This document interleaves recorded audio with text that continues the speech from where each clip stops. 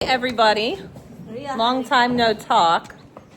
So we've had a lot of stuff going on recently with the goats. Just a lot of stuff going on in general. But I don't know if you guys have met them, but this is Nova and her twin brother Neptune. Well, there he is. And then this is Artemis, who is Freya's baby. These two are olives. Unfortunately, we lost Celine. That one was really a hard loss because she was fine, and then we came down in the morning and she was gone. I'm gonna go find Freya. That's okay. That's this one, and this one's triplet. Their sister. She was the moon spotted one, and her and Nova wouldn't take bottles or anything. Neptune would, so I was syringe feeding them to make sure that they were getting what they needed. So I know it wasn't from anything like that. I don't know. But this one would not. She just would not get onto a bottle. And she is so teeny tiny. Her and Celine were always just kind of like hunched, like with their legs kind of tucked up under them. And they just didn't like, that's a healthy goat kid right there. And they didn't have the energy or anything like that. So I decided that we were going to try something almost impossible. And that was, we were going to try to foster Nova and Neptune on Freya, because Freya had more milk than what her child could keep up with. And I said, you know what, let's give this a try. So we put Freya on the milking stanchion, and you have to understand, Freya has been the most difficult goat to milk. This is only her second lactation, but I had when I originally started milking her, I had hobbler, and then I would have to milk her from behind because from the side you just couldn't do.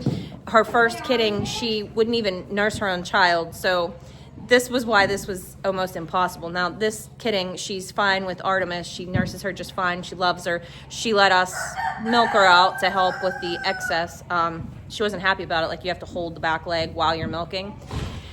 But, so that's why this was... Hold on. I am back. Freya knows how to get out of that stall, so I have many locks on it. Anyways, so that's why it was an impossible idea. But we put Freya up on the milking stanchion and we fed her so she had plenty to eat. And we took these two and we stuck them under her on the stanchion. Lo and behold, if you hold her back legs, she nurses them. So I feel like these two are going to be okay. This one is still super tiny, and she's like my cuddle bug. And she's also polled. She has no horns naturally. So I'm just very smitten with this little girl.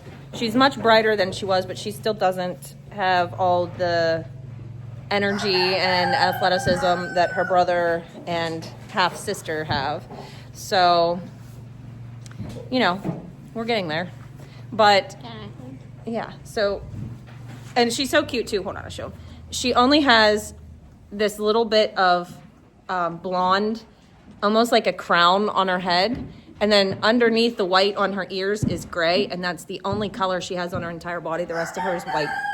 So she has muddy knees right now because she be playing. And mud on her nose. Here you go. Yay! But yeah, she was the runty one when she was born, and I'm just so glad that she's able to get her fill from Freya. That was definitely like an impossible thing. The other thing that is really, really cool is they're still a bit little for this yet, but they try to nurse off of Freya in the stall back there because they share a stall. And I kind of feel like, you know how vivacious baby goats get about eating when they're hungry as they grow? I kind of feel like she's going to eventually let them nurse by themselves back there because they're already going under, and she doesn't like headbutt them or anything. She just kind of moves away from them. They'll get on, they'll latch on, and then she'll move away. So I kind of feel like as they get a little bit more vivacious, she'll probably end up having no choice but to allow them. So And Olive is doing good with her mastitis. She still has some of that, scar tissue in her udder, but she's producing tiny bits of milk that they're able to nurse off of her. I really think leaving the kids on her and not taking them off while I was treating her was a big plus, because they were able to help try to drain that down. She never got plugged completely once we got her unplugged. So I think that was a big help, was letting them all nurse. Can you see? There you go. But that's catching you all up on the goat stuff. I've just been battling. You can go put her away if you want to. I've just been battling the garden because all it's been doing is rain, and more rain. And so it seems like every time I turn around, I'm trying to mow the grass when it's not raining. I'm trying to tie up my tomatoes and cucumbers, and it's been a wild ride. Now we're supposed to have like 6 days with no rain. I don't know what to do with myself. I am hoping that we're going to make hay. I have a water pump coming for my tractor on Monday. So I'm hoping that Cody can mow down some hay over the weekend, and then I can get some hay down on Monday after that water pump goes on.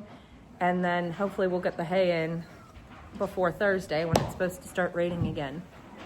This weather has been crazy. I mean, it's been great for the garden, but it has been very difficult for everything else. So anyways, we are going to head up. I have some things I need to do, and we'll catch back in with you guys on evening chores. Well, this day has escalated very quickly. I feel like I have worked an entire week in just this day. So after we got done on here this morning, I gotta tell you a story. So for Father's Day, Jeff had only asked for one thing, and that was one of those inflatable hot tubs. So I told the kids that was the only thing he really asked for, or said that he really wanted. Doesn't ever ask for anything. No. So we were like, we got to get that for him. And so we get it for him, and he's like, where are we putting this? And I said, well, we'll just put it on the porch, and we'll just fill it up with water. And he says, I don't think the porch is going to support that. And I said, oh, sure it will. You build it. It's good. It'll be fine. It's still structurally sound. And he's like, yeah, I built it good, but it built it 20 years ago. I was like, it'll be fine. It in fact was not fine. So we had to empty the hot tub. And so his Father's Day gift has now turned into, we're building a bigger, newer deck. Twice the size of what rain is dumb. Wasn't supposed to be raining. Was not supposed to be raining. Anyway, we have to build Jeff has to build a new deck to put said Father's Day gift on. So I've been up there all day prepping the site. I had to take out some garden beds and take out some plants and stuff. But it'll be good because, actually I wanted a bigger deck anyway. So She did it on purpose. I did not do it on purpose. I really did not, but it's working out in my favor. So I love it. Anyway, no, I do feel bad about it. And I did tell him that we could just put it on the ground. I would take out a garden bed and we could smooth out the pea gravel and whatnot. But no, he said we'll just do the bigger deck. So yeah, that's what I was doing today. Then we had to run for some supplies, right? And I mowed my garden. What supplies? For the 4x4s, for the deck and whatnot. So it's been a really long day. I'm hoping that I can do a garden tour with you guys tomorrow because stuff is popping off. Like it's crazy out there. I already have pumpkins that are like this big. But I also noticed some squash bugs and cucumber beetles. So tomorrow I must get BT. Might as well buy a gallon of it, or as many plants as I have. And I also found some green little caterpillars on my cabbages.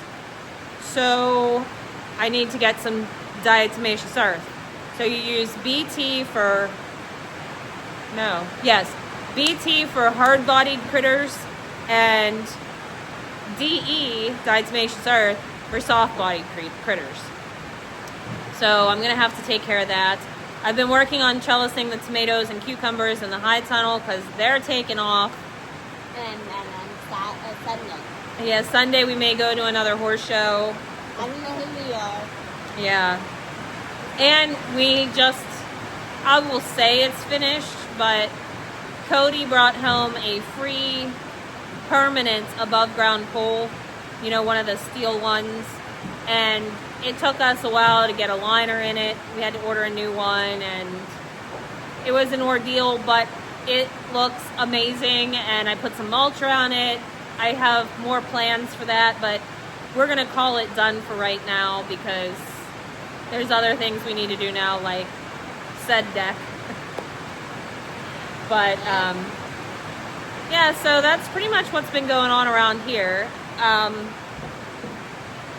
I promise I will be better at turning on the camera. It's just you get busy working, and sometimes it's just really hard to get in the groove of it.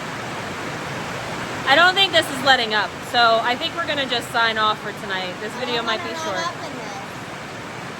I hope you guys had a great day. We'll see you in the next one. Bye. Bye.